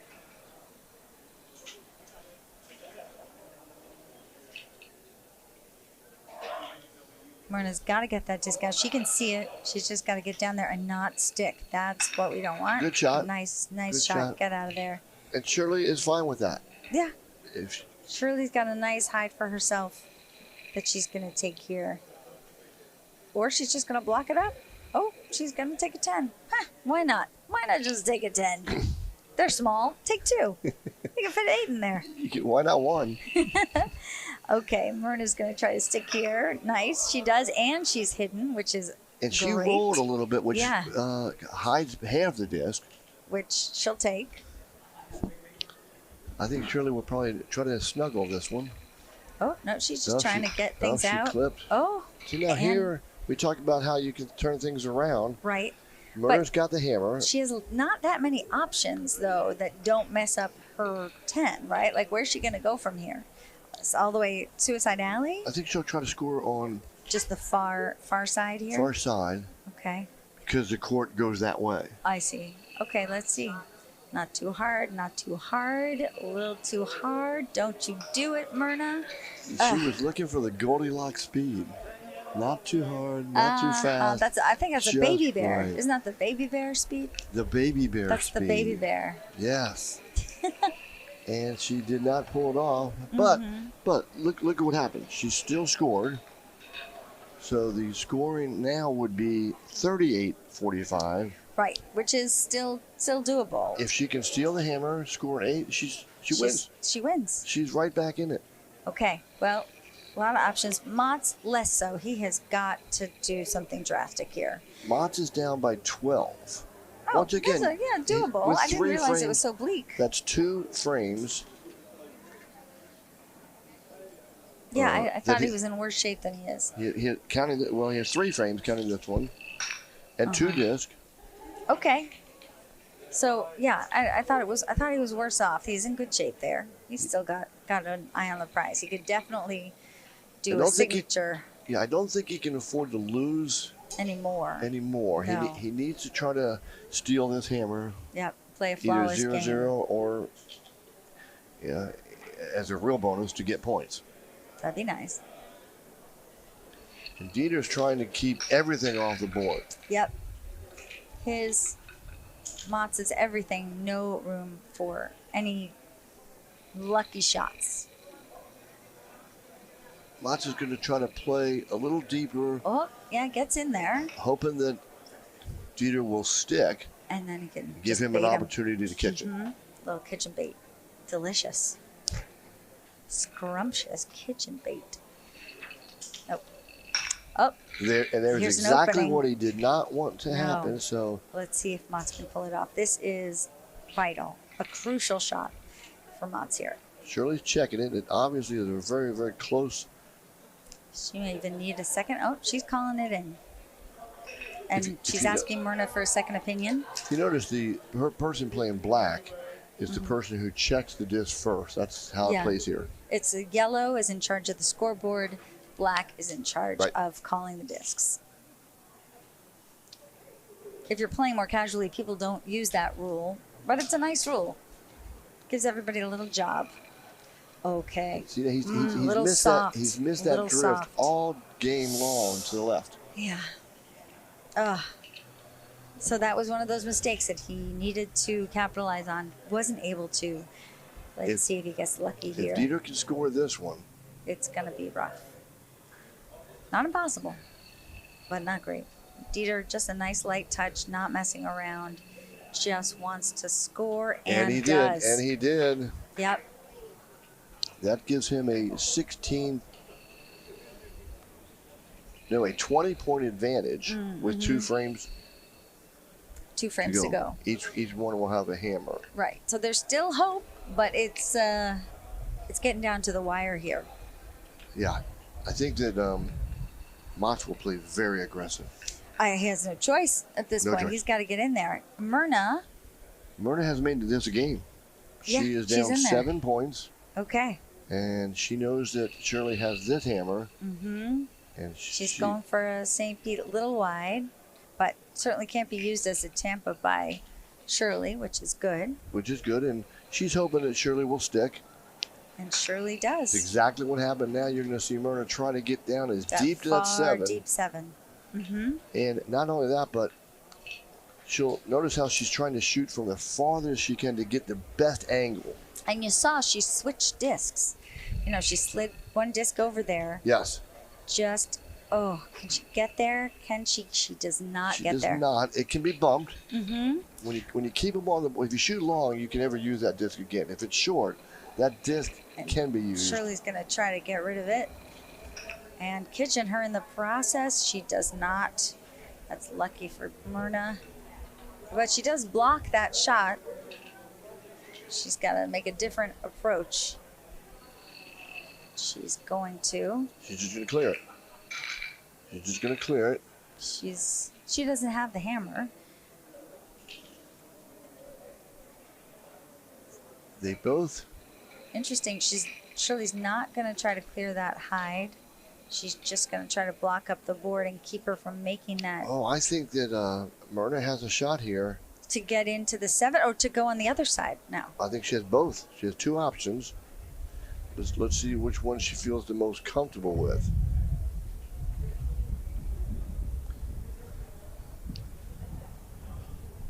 Yeah, feeling a strong gust of breezy Florida wind here. Okay, Myrna. Yeah, she wants to get behind in that there. block. And she just can't get it done. Bobby Brown. Yeah. As opposed to like a Robin Thorpe blurred lines. It's a little too sharp a line. Okay. Well, no score. Still in it. And Myrna's got the hammer. But that would have been nice to add a score. Myrna's happy with that result. Yeah. If she can clear, score an 8 on her hammer, she wins this match. I mean, we'll see if it can happen. It's anybody's game still. I love when that's the case. Here on the other side, I mean, Dieter's got to be feeling good. He's pushing through. He's not giving Mats any chance to kitchen him. He's just... Dieter's up by 20 points. He is not going to give Mats an opportunity, like you say, and... But is Mats going to kitchen himself? No. He's got a deep 7. Let's see what Dieter does with this. Dieter sticks. We know what his intention will be for no disc to be left on the court. No disc left behind. Yeah, but could... Oh, no, he does it. Mats is going to keep trying to bait him to come out so he can take advantage because he really needs it. Still going for the... Just to try to play the board. Play the board. Mm-hmm. If Dieter could get, even if Mats would score his hammer for 8 points, Dieter would love to have a 12-point lead with the hammer. Right. Mats has got to make a couple of important shots here. Still just playing light touch, just trying to get Dieter to come out. No score. Does Dieter leave that? No, because you're going to get a double there. He's got to just clear it. He wants to continue the clear, and he wants to leave no disc. He wants his disc as well as Mats' disc off. So that the best Mats can do is just a 1 score here, which may not be enough, but could be enough depending on how the last frame goes. Mats going for the 10 and doesn't quite get there. Dieter now restored faith in the dark night rises again. Mats was down by 20. I think in his mind it was like, I need to get to 10. Yeah. So that I could do it with 1 disc. And not have to rely on 2 scores. Not 2 scores, right. Because, at some point, if they're just clearing you off, you just don't have any discs to work with.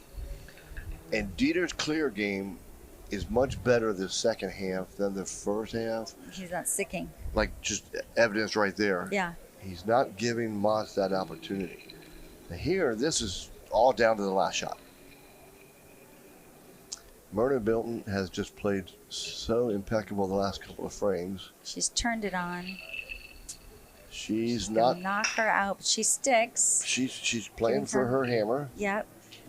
But Shirley's going to try to capitalize on that. If she can, she might actually give her a punt here. Oh. No, but Nope. she give her an opportunity to bump that. For Myrna to bump into the 7? She could bump that into the 7. Even maybe if she gets a little roll, keep an 8. Her other strategy could be to take the. To try to send her to the kitchen with the black one? Just Or take it off the board. So just take it off and maybe roll. Totally play for your hammer. Mm-hmm. Which way do you think she's going to go? I think she's going to try to bump the yellow disc. Yep, that looks like her strategy. Will she get there? Not quite. No, and now Oof. there's a little opening here for Shirley To do the same to thing. bump hers. Okay. And Going she's for she's chosen a snuggle shot on the other side of the board. Yeah. Interesting. Now, will Myrna just try that again? She's stacked up there. She Nah, risks putting herself in the kitchen. She has to clear the 8.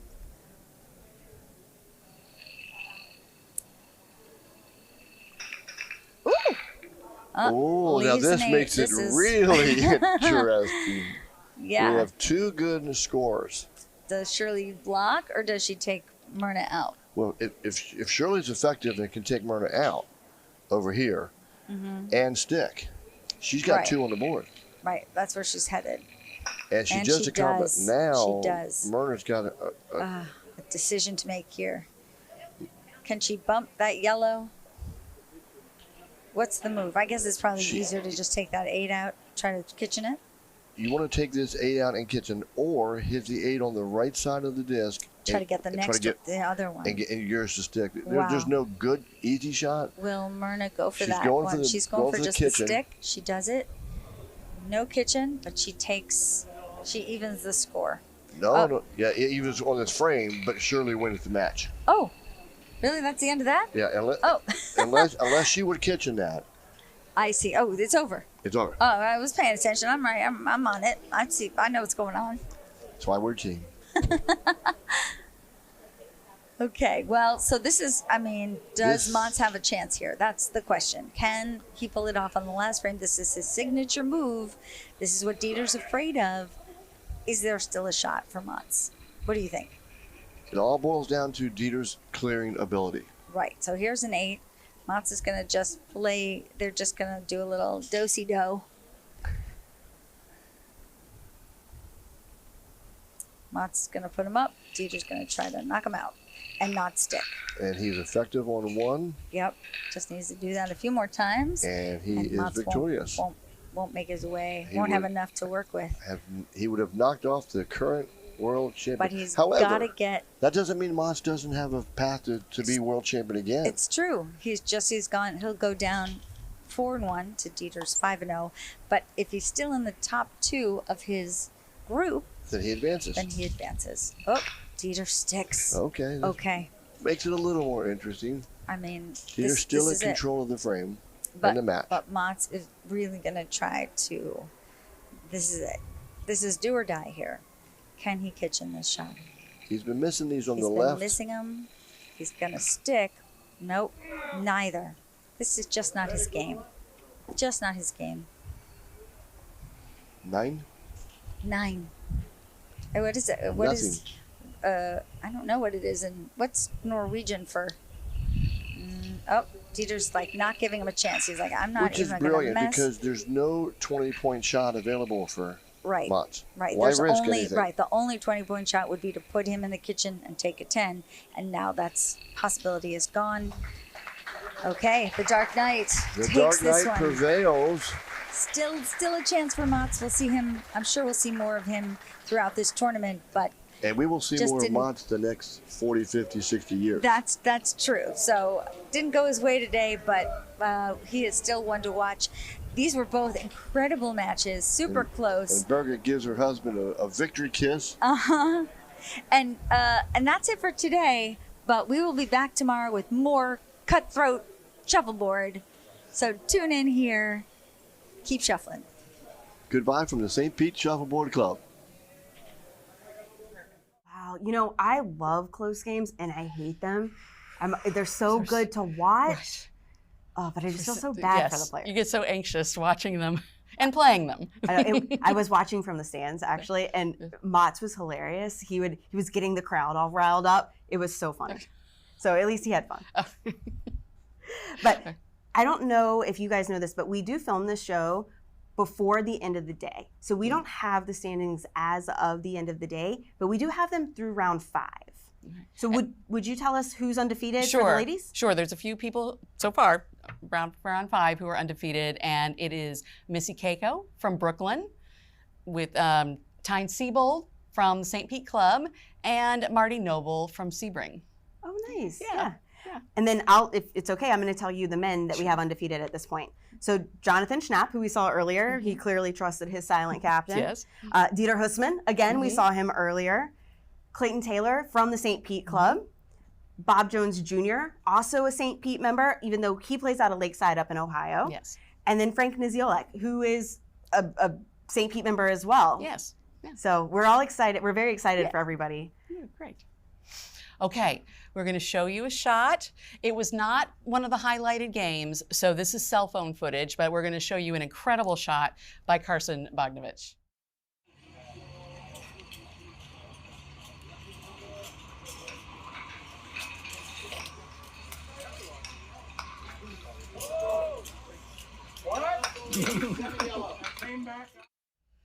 Okay, Stephanie, I don't know what just happened. What just happened? Well, so I was talking to Carson about this earlier, and actually his mom filmed that, which I think is fantastic. But his opponent had his disc, it had gone through the kitchen, but it was still on that back line. So, that stays on the court at that point. It doesn't get pulled off. Right. Carson had a disc in the kitchen as well, and he knocked it out. But when he did, the angle that he hit it at knocked it towards his opponent's disc, and rather than knocking it off the court, it actually bounced it back into the kitchen for negative 10 points. Okay, I have never seen that ever happen. Actually, could we watch that again? Yeah.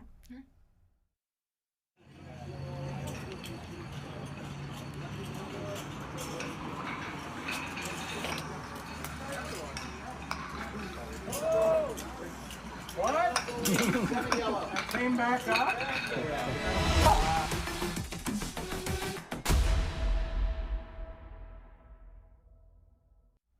All right, and that is the Bacardi shot of the day.